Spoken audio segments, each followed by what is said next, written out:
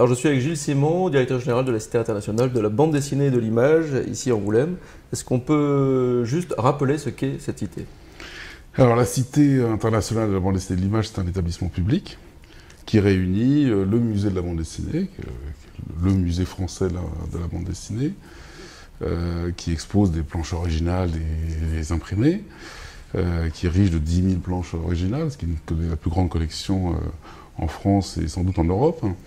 Une bibliothèque, qui est d'une part une bibliothèque patrimoniale, qui reçoit le dépôt légal des bandes dessinées, comme la Bibliothèque nationale de France, et qui a des fonds anciens et contemporains assez exceptionnels.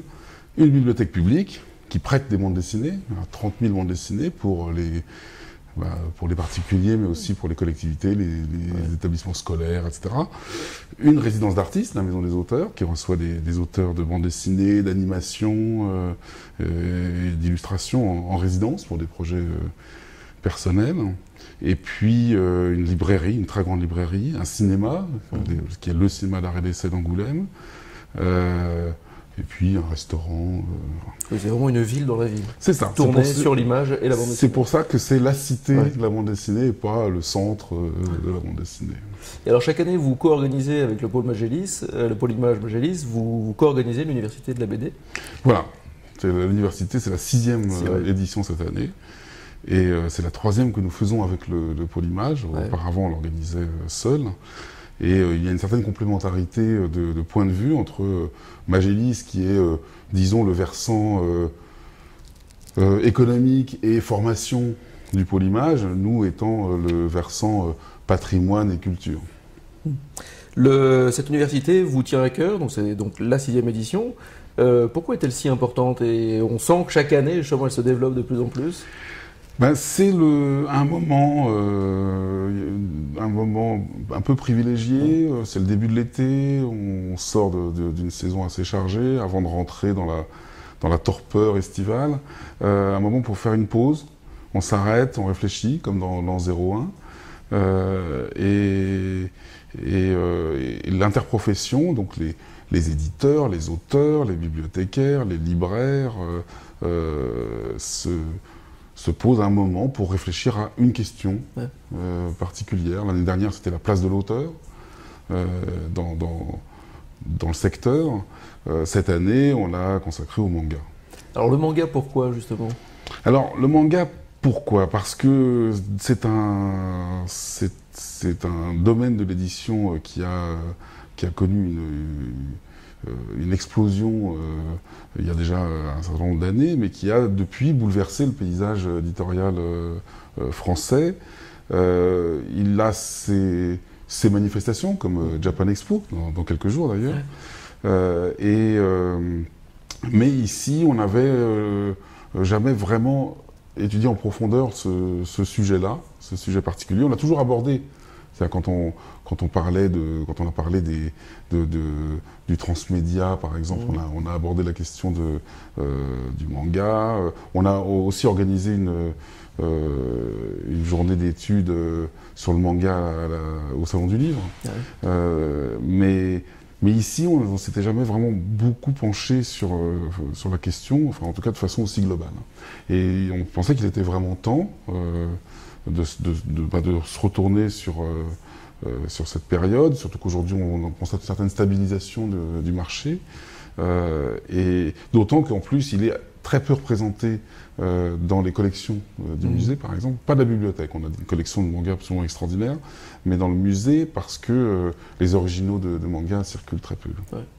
Et on sent du coup que ça devient le fil rouge de l'année, le manga, avec l'exposition Mangapolis. En fait, c'est plus que le fil rouge, d'ailleurs, c'est la thématique dominante de l'été. On a consacré tout l'été au manga. L'été japonais de la cité, qu'on a appelé donc Mangapolis, qui regroupe un certain nombre d'activités. Donc il y a une exposition, Mangapolis, la ville japonaise contemporaine dans le manga, qu'on a coproduite avec la Maison de l'Architecture de Poitou-Charentes et la Maison de l'Architecture et de la Ville du Nord-Pas-de-Calais. donc est vraiment orientée, une exposition sur le rôle de la ville dans le manga, parce qu'on se rend compte que la ville traverse vraiment horizontalement et verticalement. Oui, c'est un élément fondateur et fondamental du manga. Mais autour de cette exposition, on a aussi une exposition sur Taniguchi, qui s'appelle Éloge du détour, qui est sur le thème de la promenade et du paysage urbain dans l'œuvre de Taniguchi. Donc c'est un vrai prolongement de l'exposition Mangapolis. Et puis d'autres expositions, une par exemple sur Dreamland, qui est une série de manga made in France, de Renaud Lemaire, qui est un cas un peu particulier, un peu nouveau aussi dans le paysage. C'est que nous avons aujourd'hui maintenant des auteurs en France qui font du manga, qui sont français et qui font du manga. Et puis une petite exposition sur sur Tatsumi, à l'occasion de la sortie en DVD du film Tatsumi, et puis des portraits de mangaka et de réalisateurs japonais. Voilà. Juste pour terminer ce petit entretien, je ne peux pas le finir sans essayer d'en savoir plus sur le prochain thème, l'an prochain. L'an prochain. De quoi parlera-t-on? L'an prochain, c'est encore secret, mais non. c'est une année de célébration. Donc, de quoi parlera-t-on à l'université d'été? À l'université et également à la cité. Également. Alors, à l'université d'été, nous avons... nous en discutons encore, mais il y a un thème qui se dégage, ne serait-ce que parce qu'il y a une grande étude qui a été réalisée par la BPI, à laquelle nous avons apporté notre concours, sur le lectorat de bande dessinée. Une étude qui a fait l'objet d'une première synthèse, un premier rapport, mais dont les données sont gigantesques. Puisque c'est 5000 personnes qui ont été interrogées avec un volant de questions qui va jusqu'à 180 questions en fonction des différents panels interrogés. Et donc l'exploitation de ces données va prendre encore du temps et réserve encore pas mal de surprises. Et donc je pense qu'on en fera une restitution pendant la prochaine université. Donc on se penchera sur la question des lecteurs. Qui sont ces lecteurs? Comment se comportent-ils? Vers quoi vont-ils? Est-ce qu'ils lisent du manga et des comics, par exemple? Et à la cité, année de célébration?